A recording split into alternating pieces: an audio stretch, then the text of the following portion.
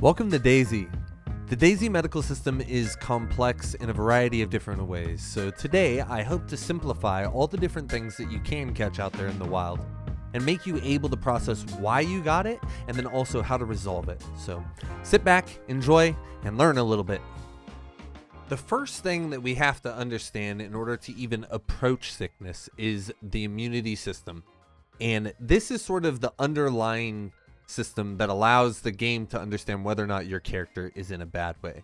This tool is actually provided by Wobo on his website, which I'll link down in the description below. He's a fantastic content creator that breaks down a lot of like the stat aspects of DayZ and also has a lot of really good Asmondian graphs. So if we look, if all of our stats are 100% full, we have 100% immunity. And what this means is that we are not going to get sick. We are at above 95%. We are immune to the common cold, cholera, and salmonella. So we could eat nasty stuff right now and drink nasty water and not get sick because our immunity was up. But now the reality of the situation is our food is probably going to be around here and our water is probably going to be around here. And as you can see, now we are immune or not immune to these sicknesses. We are still barely immune to the common cold, but let's say you get hit by a zombie, right? A couple times. Looks like now we are not immune to the common cold. And as we get even lower and we get below 72%, we are not immune to anything at all. So I'm going to link this down below so you guys can kind of toy with this to understand better. But this immunity stat and understanding how it works is crucial to really digesting properly what made you sick. Very often people will be like, why are you not sick, but I'm sick in my videos? And that's because I'm eating all of my food. As soon as I find food and water, I'm drinking to the max. I'm trying to get my water up here, my food normally up here. So that's why I don't get sick, because as your immunity stat is higher, your ability to get sick just like plummets, right?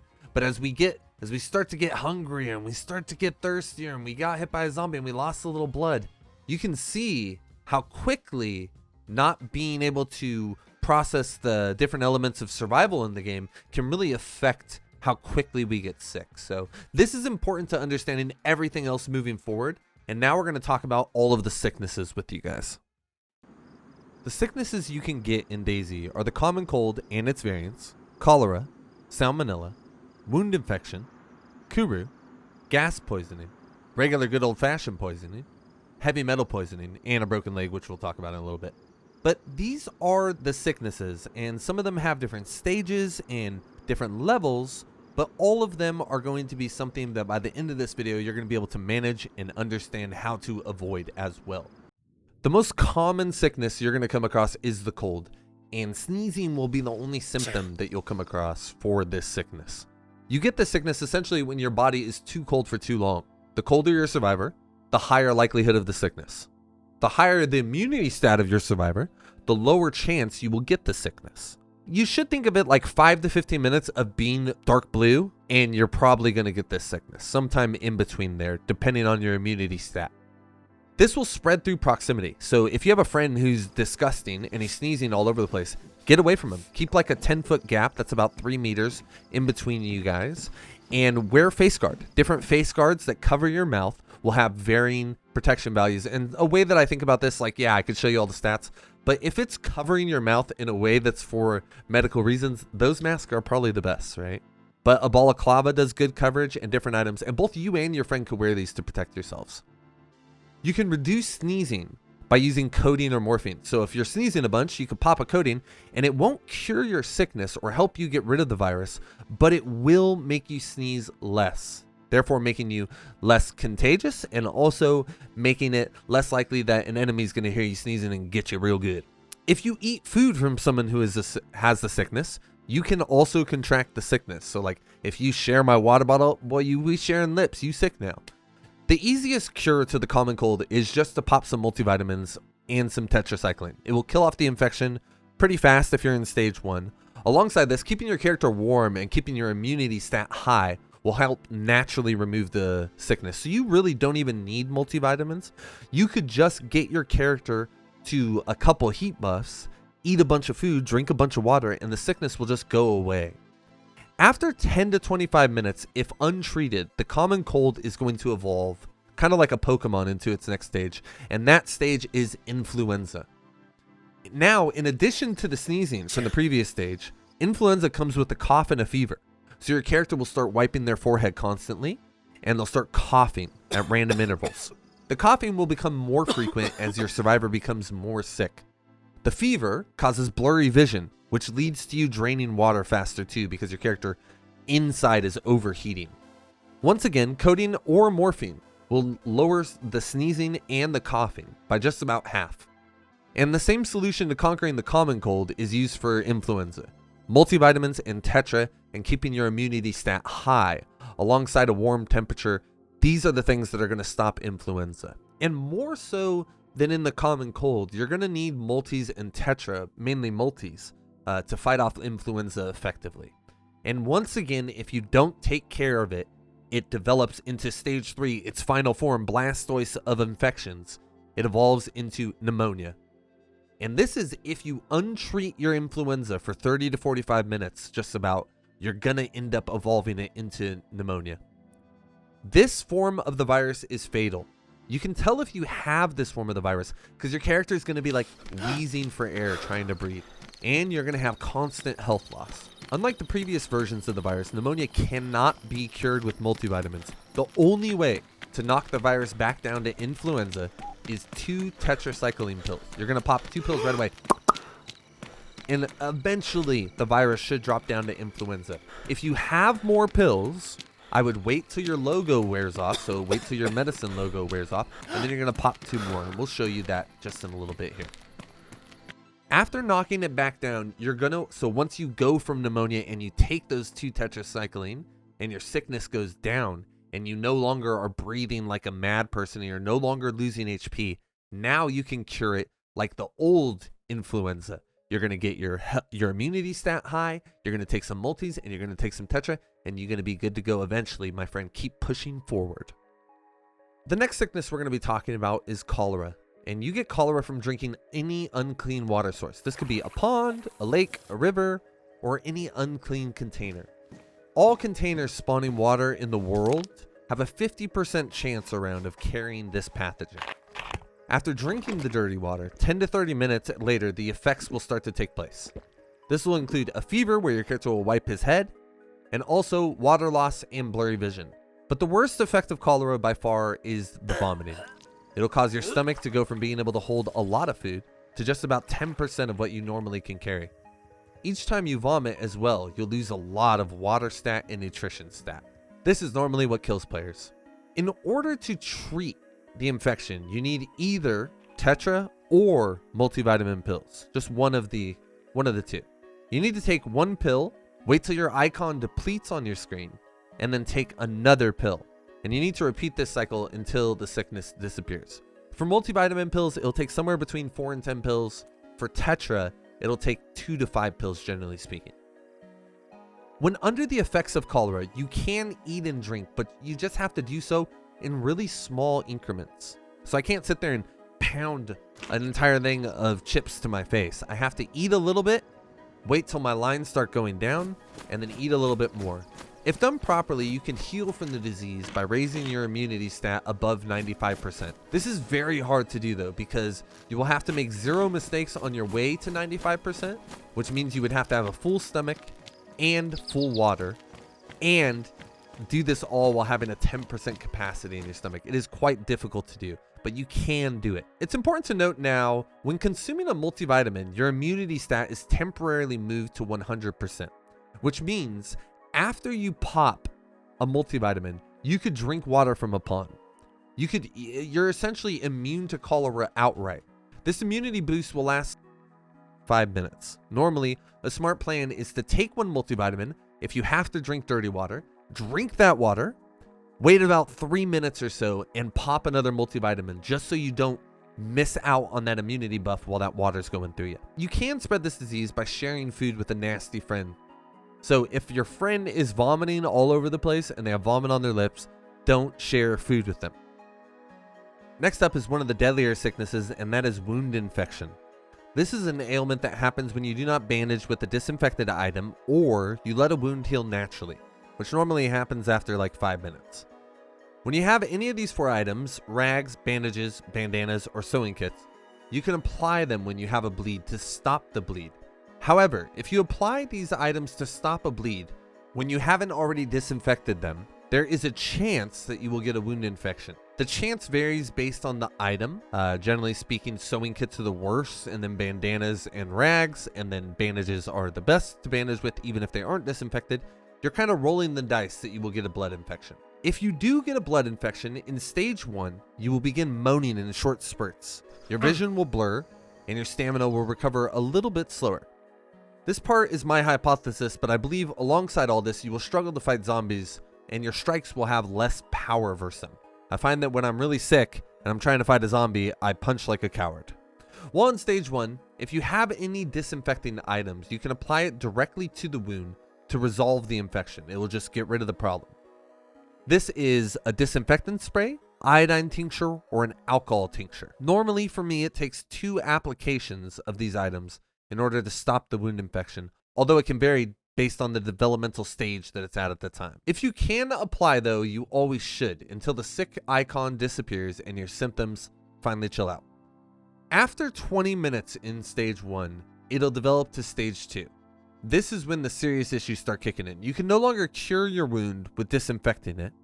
Although if you can disinfect the wound, you should. It will just slow down the progress of the infection. You will have an even slower stamina regeneration and your health will start declining as well. This is the fatal stage, so if you see your HP going down and you are having the effects of the wound infection, you know that you're in stage 2. While in this stage, the only cure is tetracycline. It'll take somewhere between 2 and 6 pills to cure you, depending on how sick you are at the time of first taking the pills. Also, alongside that, our immunity stat is always important when trying to get over a sickness, so the higher your immunity stat, once again, the faster you're going to get rid of this sickness.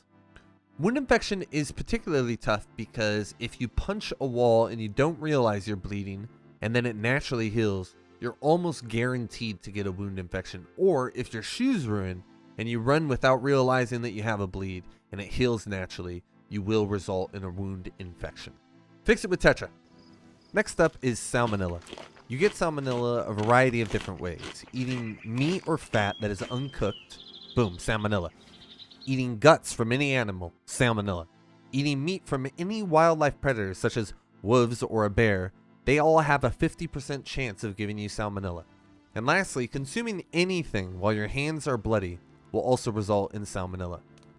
There are a number of different ways that you can fix bloody hands. You could just put gloves over it and it will no longer contaminate your food, or you could clean it. That's with any water source, be it a pump, a lake, or the ocean. And on top of that, you could disinfect it with any of the disinfecting items shown here. The onset is rapid. You will experience the effects a minute after the initial consumption, characterized by an initial vomit that you will also groan during. An easy way to identify if Salmonella is the culprit of your ails is if that initial vomit had a ugh right when you did it.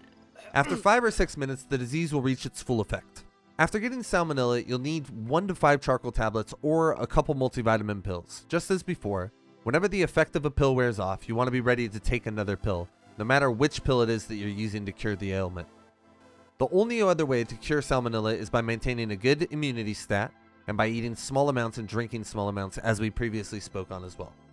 Next up, we have Kuru. The only way you get Kuru is through a dark road. It involves cannibalism in any way or form. This includes steaks, fat, or guts. Any of these 3 will give you the disease.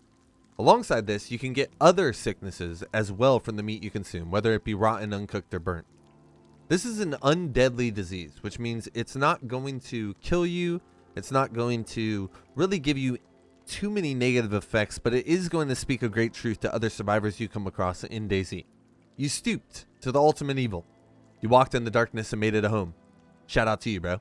It'll take 30 minutes before it sets in, but when it does, you'll start to have muscle spasms. Whenever you're aiming down a scope or zooming in binoculars, you'll feel like a pool. Also, you'll experience what DayZ players for years have called the giggles. These random outbursts will happen without any real reason. They'll just start popping off. They can start happening a lot more the longer you've been alive, in my experience. Ultimately, with no real harm to you beyond the mental strain you endure from hearing that terrifying laugh on repeat. Kuru is a disease that you cannot cure, you cannot do anything about. Once you have it, it's forever, just like an addiction to DayZ. Next up, we have regular good old-fashioned poisoning, and this will occur if you consume gasoline, burned or rotten food, or there's a chance if you eat too much unknown food at one time that you can get it. Any of these can trigger the poisoning, resulting in a lot of vomit and a nerf to your stamina. The vomits will result in less water and food loss than the previous two vomiting situations we spoke of. Think of this as more of dry heaving. There's no cure for poisoning, and the only way to actually get it through your system is to let it pass. Rumor has it that Tetra helps speed up the recovery process, whereas charcoal tabs used to be used to cure it. No longer is this the way it is. It has to pass through your system with time. The main thing that poisoning is going to do to you is it's going to make your ability to consume more food or water during that period of poisoning nearly impossible. Your stomach will have no space at all, very similar to Salmonella and the Choleras. Your stomach will just deplete in space and you'll vomit upon anything entering. But just give it some time and it will resolve all of your issues. Next thing we're going to talk about is a fracture, and this happens when you get shot in the leg, you jump off something high, or you walk over a bear trap landmine sort of situation. Once your leg is broken, an icon will appear on your screen, and you won't be able to move rapidly without falling unconscious. Essentially, each time you move, you're getting shock value damage, which is putting your player into a state of shock, knocking you unconscious. In order to fix the fracture, you simply need to find 2 short sticks and 4 rags, or 1 full bandage and 2 short sticks. When you combine these 2 items, you'll get an improvised splint. When the splint is applied, your mobility will be limited for about 15 minutes, and then the fracture will cure. You can take codeine or morphine when your leg is broken, and it will allow you to walk a little bit further without walking unconscious. But I have an even better solution. I just wanted to demonstrate this very quick. If I have a broken leg, as we see signified in the bottom right hand corner, and I just walk forward, I will slowly fall unconscious. And this is no good because we have to get to a tree. We have to make that splint right now. So what you can do to keep moving is if you double tap control and then you hold W, you'll have this slow walk permanently. And this will allow you to not fall unconscious and still move. So let's say you needed to go over to this tree. Instead of falling unconscious or suffering the whole way, you could do that. Or if you're crazy, you could crawl the whole way too.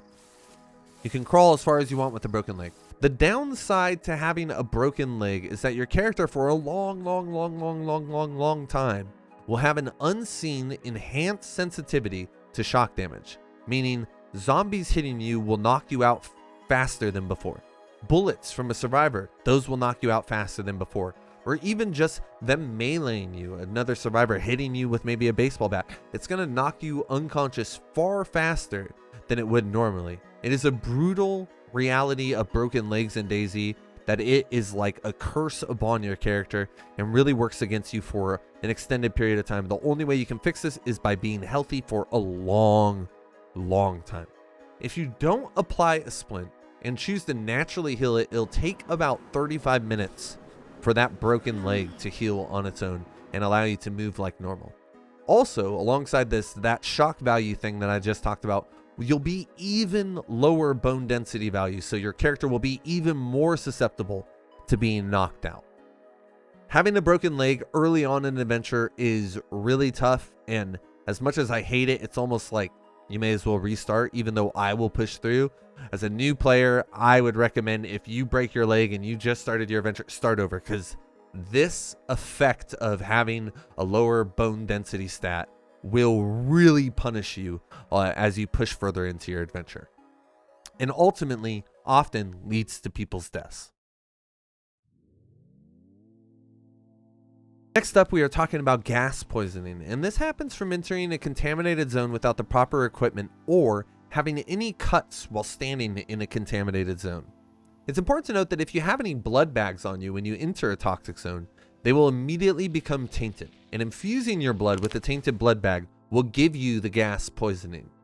This means when you go into a toxic zone, if an NPC zombie scratches you and causes you to bleed, you have a limited amount of time before the poison gets into your body. So either bandage in a hurry or run out of the zone if you are near the edge. There are 3 stages to the gas poisoning. It's important to note the different stages of the poisoning progress when you have a bleed in the gas zone. Think of it as the mustard gas seeping into that cut and getting into your bloodstream. Stage 1. Your blood is tainted. You can either use a pox antidote to immediately cure the issue, or do a blood transfusion with untainted blood. Stage 1 isn't going to be too difficult, but Stage 2, this will occur at around 30 seconds of exposure. This will result in you coughing up blood rapidly and vomiting on occasion, resulting in a large loss of blood. In this stage, you cure it the exact same way as Stage 1. It just may take a little bit more clean blood. So if you have a pox antidote and you pop it, you're going to be good to go. Now we're talking about Stage 3, and this is the ultimate bad time for you. This will happen at somewhere around a minute 15 seconds exposure and will result in you being knocked unconscious and rapidly losing HP. If you survive falling unconscious, when you wake up, you're going to be in Stage 2. But the chance of you surviving that with all the blood loss and other things that you're going to be enduring are going to be pretty low normally. But note, the worse the illness has progressed, once again, the more blood transfusion you will require in order to cure it. So you're going to need more clean blood to push it through your system. Alongside this, if you're not wearing any one of the MBC uniform that are required, you will rapidly get bleeds and get the mustard gas into your body. This also applies not only for static toxic zones, but also the mustard gas bombs that drop randomly around the map and toxify giant areas. So whichever way it is, also through the POX grenade, you can get this disgusting toxic poison in you. The last poisoning we have to talk about is heavy metal poisoning, and this is exclusive to Sakal. You get this from either drinking snow or drinking water from the hot springs. Essentially, this is contaminated water from volcanic ash, and that's what gives you the heavy metal poisoning. In Stage 1, you lose hydration and you get the shivers. In Stage 2, you lose hydration alongside slower health regeneration, and you start losing hearing every now and then. In both Stage 1 and 2, you cure it with multivitamins and essentially a heat buff or a good immunity stat. If you get to Stage 3, the poisoning becomes fatal. It is here where you'll have vision impairment and black floating stuff. You'll be hallucinating all the time. When you get here, only Chetland tablets will knock you down to Stage 2, which then you would need multivitamins or warmth and a good immunity stat to resolve your issues. Overall, it is a very easy disease to cure because the items required to solve this are readily available all over Sakal. Thank you all so very much for watching. I hope this guide brought you some new knowledge so you know how to survive when you're out there in the wild. The channel is really growing at an incredible rate, and I just want to say thank you to everyone from the bottom of my soul. The love I've been feeling sent my way is truly incredible, so thank you all so very much. Lastly, I'm going to link some really useful graphs from Asmondian below, as well as Wobo's immunity tool and his video on shock damage and how it affects us. Be good to each other out there, or don't.